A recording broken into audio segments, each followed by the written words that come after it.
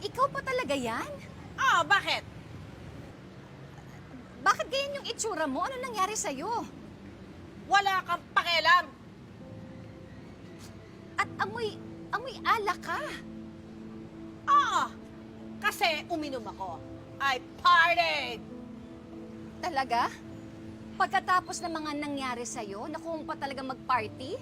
At bakit naman hindi? Inosente ako. Bakit ako magpapaapekto? Ikaw ang dapat maapektuhan dahil ikaw ang punot dulo ng lahat ng ito. Alam mo, Moira, alam ko na napakagaling mong magsinungaling. Pero hindi mo na ako maluloko. Sigurado ako na palayas ka sa bahay ninyo. Kaya ngayon, sa lansangan ka na lang nakatira. Excuse me. Kahit mapalayasin ako, hinding-hindi ako matutulog sa kalsada katulad nyo. Excuse me, mayaman ako. I have assets. I have more assets than you can ever imagine.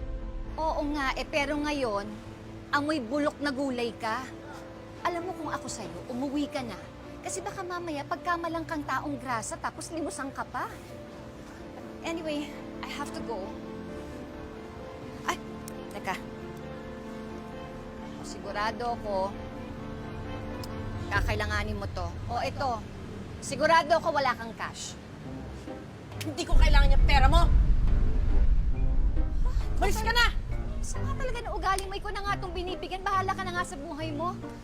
Pero bago ako umalis, ha, gusto ko lang sabihin sa'yo, alam mo, sa lahat ng mga naging look mo, yan ang pinakabagay sa'yo. Alam mo yung dating na parang ang baho mo, na ang dumi mo, na amoy bulok na hindi mo maintindihan.